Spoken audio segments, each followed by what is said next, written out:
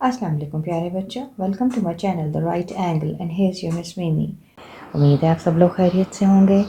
आज मैं FSc first year chemistry के बच्चों को पढ़ाऊंगी बिकॉज कुछ बच्चों का मुझे मैसेज आया कि they need help, so I started with chapter number 2 because उनके पेपर्स होने वाले हैं, तो वो चाह रहे थे कि मैं उनको गाइड कर दूँ। तो आपका जो चैप्टर है that is chapter number 2 and it's name is atomic structure. पहला है छोटे सा एक रिव्यू करेंगे, brief history of atomic models. सबसे पहले तो आपने हमेशा से पढ़ते आए हैं atomic model, structure of atom, जिसमें सबसे पहले डाल्टन आता है, फिर उसके बाद नील बोहर आता है, राइट। उसके बाद और मज़ीद आते हैं। तो यहाँ पर in 19th century Dalton presented the atomic structure, only the structure. उसके बाद नील बोहर ने एटॉमिक मॉडल की एक क्लियर पिक्चर प्रेजेंट की। और क्योंकि डाल्टन के एटॉमिक मॉडल में ना कुछ ड्रॉबैक्स आ गए थे, अब आपके सिलेबस में अब ड्रॉबैक्स नहीं है, इसलिए हम उनकी डिटेल में जाके टाइम नहीं ज़ाया करेंगे। लेकिन उसकी थ्योरी रिजेक्ट इसलिए हो गई थी बिकॉज उसमें ड्रॉबैक्स थे। तो नील बोहर ने वो ड्रॉबैक्स दूर किए and he presented the clear picture of atomic model. Important points क्या थे? 2 पॉइंट इंपॉर्टेंट थे। पहला क्वांटम एनर्जी या क्वांटाइज्ड एनर्जी लेवल, और दूसरा इसको क्या कहते हैं, that is electronic shells with fixed energy. आप जानते हैं ना, न्यूक्लियस के साइड पे शेल्स होते हैं K, L, M, N, तो हर शेल की एक फ़िक्स एनर्जी होती है, इसलिए हम कहते हैं कि उनका फिक्स एनर्जी लेवल है। Number 2 is radius of the hydrogen atom and energy of the electron in any of its shell. अब रेडियस ऑफ हाइड्रोजन एटम का मतलब कि hydrogen is the simplest atom जिसमें सिर्फ एक इलेक्ट्रॉन होता है। तो रेडियस का मतलब क्या है? न्यूक्लियस से आखिरी शेल तक का डिस्टेंस, उसको रेडियस कहते हैं। And the energy of electron in any of its shell. अब यहाँ पर भी कुछ चीज़ें ये डिटेल्ड में नहीं बता सका था unless there was discovery of an instrument which was known as spectrophotometer. आपको नाम से पता चल जाना चाहिए कि meter must be an instrument. और वो क्या मेजर करता था? Spectro, photo stands for light and spectro is the spectrum. आपको इतना पता होना चाहिए कि आपको, जैसे ये तस्वीर को मैं अभी हेल्प ले लूँगी इसकी, जैसे अब आप यहाँ पर भी देख सकते हैं K, L, M, N orbitals या शेल्स बने हुए हैं and this is the nucleus. अब आपको इलेक्ट्रॉन्स जो होते हैं वो निचले शेल से ऊपर के शेल यानी K से L, L से M, M से N पे जा सकता है। इसी तरह जब वो ऊपर चढ़ता है ना, जैसे आप स्टेयर्स चढ़ते हैं, आपको सांस चढ़ जाता है, तो आपको क्लाइंब करने के लिए एनर्जी चाहिए होती है। तो whenever electron move from lower shell to higher shell they absorb energy, right. और दूसरा, जब वो हायर शेल से लोअर शेल में आएगा तो वो रिलीज़ करेगा एनर्जी। तो आप इसको, ये सिंपल सी डेफिनेशन थी। इसको दूसरी तरह से कहूँ तो मैं कहूँगी कि जब इलेक्ट्रॉन लो लेवल से हाई लेवल पे जाता है तो वो बनाता है एब्जॉर्प्शन स्पेक्ट्रम, क्योंकि वो एब्जॉर्ब करता है लाइट को। और जब वो, जैसे यहाँ पर इन्होंने शो किया हुआ है कि हाई लेवल से लो लेवल पे जाएगा या हाई एनर्जी लेवल से लो एनर्जी लेवल पे जाएगा, तो तब वो हमेशा एनर्जी या लाइट रिलीज़ करेगा। And the light which is released by jumping of the electron from high energy level to the low energy level is in the form of photons. अब जब तक स्पेक्ट्रोफोटोमीटर नहीं डिस्कवर हुआ था तो emission spectrum हमें clearly नहीं समझ आ रहा था बोहर का। So Bohr gave actually emission spectrum of hydrogen. तो उसमें स्पेक्ट्रम, जैसे आपने सुना होगा, वो violet, indigo, blue, green, yellow, orange, red, ये हमारा एक विबग्योर होता है, right, that is the rainbow colours. तो इसी तरह जब आपके पास वो स्पेक्ट्रम देखा गया तो that was in the form of splitted spectral lines, right. तो उन स्प्लिटेड स्पेक्ट्रल लाइंस को हम अगर और मज़ीद डिटेल में जाएं तो हम देखेंगे कि these spectral lines were actually affected by an electric field और मैग्नेटिक फील्ड। नाम से आप देख लो कि इलेक्ट्रिक फील्ड का मतलब there must be the involvement of current and magnetic field mean there must be involvement of magnet. तो जो हमारे पास स्पेक्ट्रम प्रोड्यूस हो रहा है या स्प्लिटेड स्पेक्ट्रल लाइंस प्रोड्यूस हो रही हैं, वो अगर इलेक्ट्रिक फील्ड के इन्फ्लुएंस्ड हैं तो वो कहलाती हैं स्टार्क इफ़ेक्ट, और अगर मैग्नेटिक फील्ड के अंडर प्रोड्यूस हो रही हैं तो उनको हम ज़ीमन इफ़ेक्ट कहते हैं। और यहाँ मैंने आपको मेंशन कर दिया है, it wasn't explained bye Bohr because हमारे पास इतना पेक्यूलियर, इतना डिटेल्ड इंस्ट्रूमेंट नहीं था उस वक्त तक। नेक्स्ट जो आता है आपके पास, दैट इज़ हेजनबर्ग्स अनसर्टेनिटी प्रिंसिपल। अच्छा, यहाँ पर आप आएँ तो इसने जो डिस्कवर किया दैट वाज एक्चुअली, अब आप देखो, डाल्टन ने एटॉमिक स्ट्रक्चर, बोहर ने detail structure showing the shells and the energy levels, और हेजनबर्ग ने सब शेल्स और ऑर्बिटल्स प्रेजेंट कर दिए थे। राइट अब हम आगे जाएं तो इसी में जब एटम का स्ट्रक्चर हम बाहर से पढ़ लेते हैं तो फिर हम उसके जो पार्टिकल्स या वो किस किस चीज़ से मिलकर बना है उनको हम कहते हैं सब एटॉमिक पार्टिकल्स, जिसमें आप बड़े अच्छे तरीके से जानते होंगे there are 3 friends, electron, proton and neutron. इनकी प्रॉपर्टीज़ को आप बच्चों याद कर लीजिए, जितनी अच्छी तरह याद कर सकते हैं ऑब्जेक्टिव में आ सकता है। अब सबसे पहले electron, electron is negatively charge, proton is positively charged, neutron is neutral, that is it hasn't got any charge. Electron का जो चार्ज है दैट इज़ -1 भी कह सकते हैं, बट आप ये भी कह सकते हैं -1.602 इंटू 10⁻19, और उसके बाद इसके ऊपर relative charge is -1. Its mass is 9.1095 into 10⁻31 kg. It was discovered by J.J. Thomson, and as it has got negative charge, so in an electric field, it was deflected towards a positive pole or positive electrode. Okay. Proton का मैंने आपको बताया it is positively charge and it's charge is equal two electron. Its mass is 1836 times heavier than electron, having a mass of 1.6727 into 10⁻⁻27 kg. Relative charge is +1, and it was discovered by Eugene Goldstein in 1886. He was a German physicist. As it has got positive charge, so it was deflected towards the negative pole. तीसरा आपके पास neutron आ जाता है. It is neutral, having no charge, neither positive nor negative, and its mass is 1.6750 into 10⁻⁻27 kg, और it is more massive than proton, and it was discovered by Chadwick in 1932. So ये सारी properties पढ़ने के बाद एक आप छोटी सी line ज़रूर याद रखना कि electrons and protons are electromagnetic in nature. What does that mean? इसका मतलब है कि इलेक्ट्रिक फील्ड इन दोनों को इफ़ेक्ट करती है, क्योंकि इलेक्ट्रिक फील्ड में भी पॉजिटिव और नेगेटिव चार्ज होते हैं, और इलेक्ट्रॉन्स और प्रोटॉन के पास भी चार्ज मौजूद हैं. जी बच्चों, मैंने आपको टेबल की फॉर्म में सारी प्रॉपर्टीज़ बता दी हैं. इनका कंपैरिजन भी वहाँ से क्लियर हो सकता है, और आपकी बुक में एक टेबल बना हुआ है जिसमें है explain the charge and the mass of fundamental सब एटॉमिक पार्टिकल, तो आप यहाँ से भी याद कर सकते हैं. इट्स अप टू यू कि आपको कैसे कन्वीनियंट लगता है.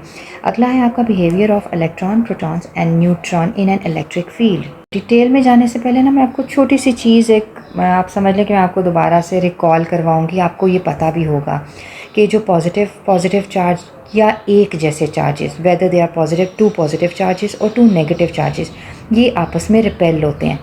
उनमें कोई अट्रैक्शन नहीं होती है, एक दूसरे से दूर भागते हैं.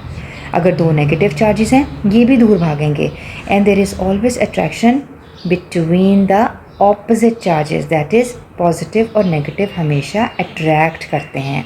और एक आप ये पॉइंट याद रखिए. दूसरा आप ये याद रखिए, मैंने EF लिखा हुआ है इन शॉर्ट फॉर्म, इसका मतलब है इलेक्ट्रिक फील्ड.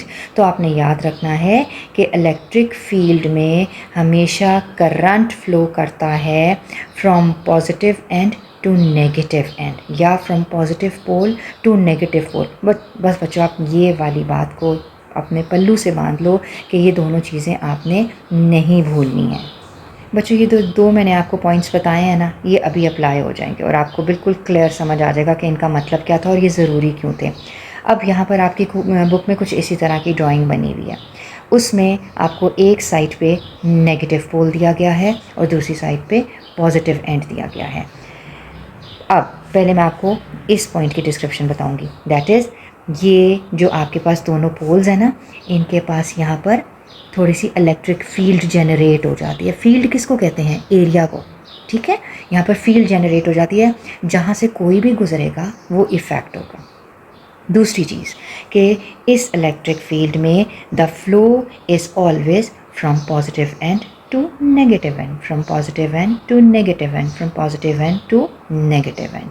ये चीज़ अगर इसको मैं आपको परमानेंट लाइंस के साथ आपको शो करूं तो इट विल बी लाइक, ये ऐसे हो जाएगा ताकि आपको याद रहे. तो यहाँ पर मैं इसको ऐसे बना देती हूँ कि the flow of the current is in this direction, that is from positive terminal to negative terminal. अब ये पढ़ना क्यों ज़रूरी है ये अभी आपको समझ आ जाएगा। अब आपके पास मैंने यहाँ पर देखो लिखा हुआ है electrons, protons and neutrons.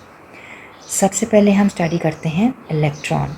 As I have already told you that electrons have got negative charge. जब आप इलेक्ट्रॉन गन से बम्बार्डमेंट करोगे, हम जानते हैं कि इलेक्ट्रॉन्स के ऊपर नेगेटिव चार्ज होता है, और जब वो चलता चलता यहाँ से इस इलेक्ट्रिक फील्ड से गुजरेगा तो वहाँ से वो डिफ्लेक्ट होना शुरू हो जाएंगे।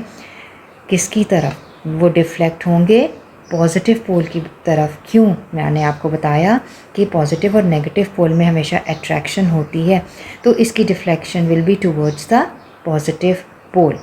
फिर हम प्रोटॉन्स लेंगे जिनके ऊपर पॉजिटिव चार्ज है, उनकी अगर बम्बार्डमेंट करते हैं तो they will deflect towards the negative pole. क्यों? Because negative and positive have got the attraction.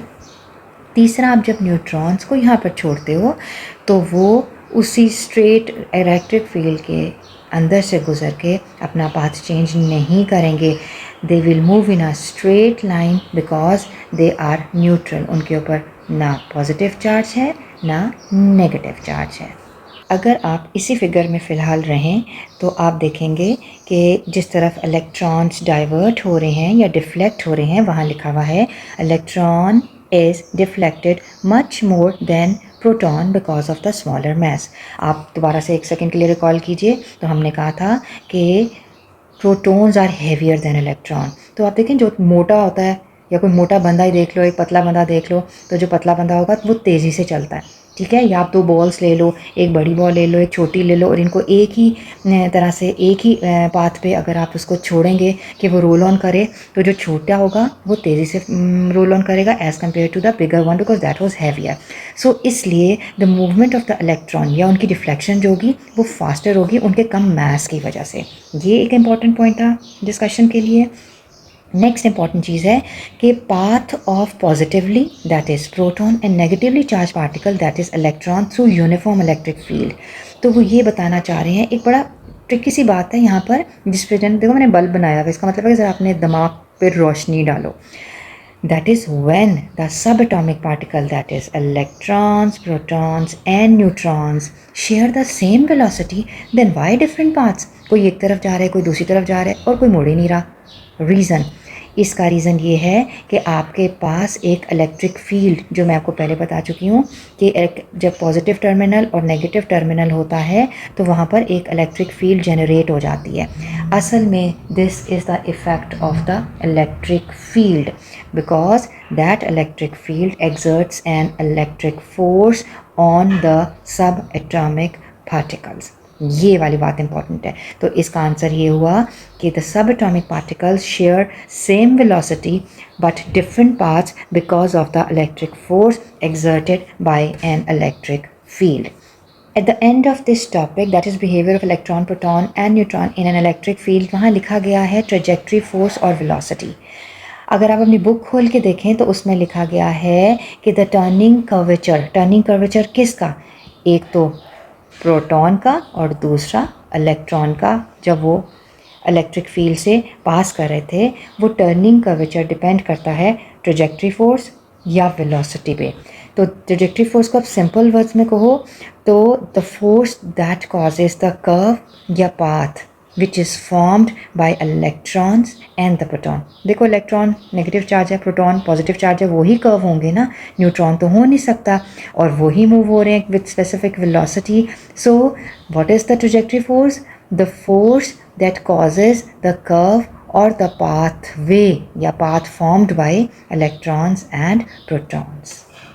सो इस टॉपिक को हम कंक्लूड करेंगे इस तरह कि electrons curve against the electric field, protons curve with the electric field and neutrons have no net charge so they do not curve, they move in a straight path। इस drawing से मैं आपको समझा देती हूँ। क्योंकि हमारी इलेक्ट्रिक फील्ड की डायरेक्शन है from positive to negative end, तो जब इलेक्ट्रॉन्स मूव करते हैं दे मूव अवे। ये देखो इस फील्ड की डायरेक्शन ये है और इलेक्ट्रॉन बिल्कुल ऑपोजिट, लाइक इधर जो फील्ड की डायरेक्शन और इधर इलेक्ट्रॉन्स की। सो इसलिए हम कहते हैं electrons move away from the electric field. आप प्रोटॉन्स को लोगे तो protons move with the electric field. देखो, या ऐसे जाओगे तो ये आपके पास फील्ड भी इस डायरेक्शन में है और प्रोटॉन्स भी इस डायरेक्शन में है। तीसरा आप न्यूट्रॉन ले लीजिए। न्यूट्रॉन्स तो कर्व फॉर्म ही नहीं करते, they move in a straight line because they have no net charge, neither positive nor negative.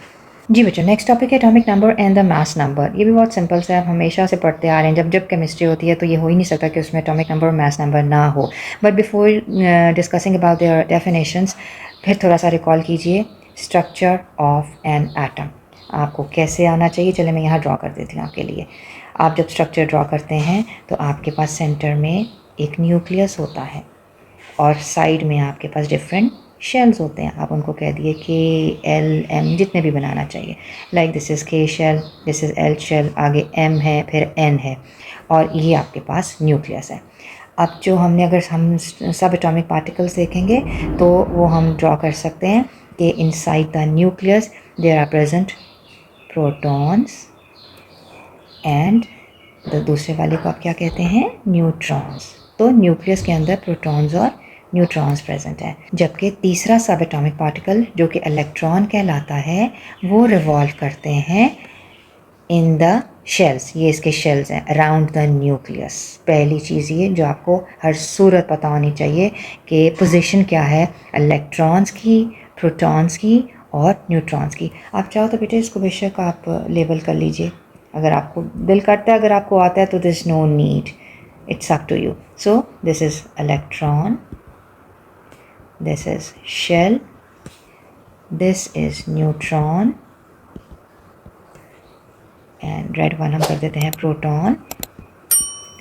ये मौजूद हैं न्यूक्लियस के अंदर।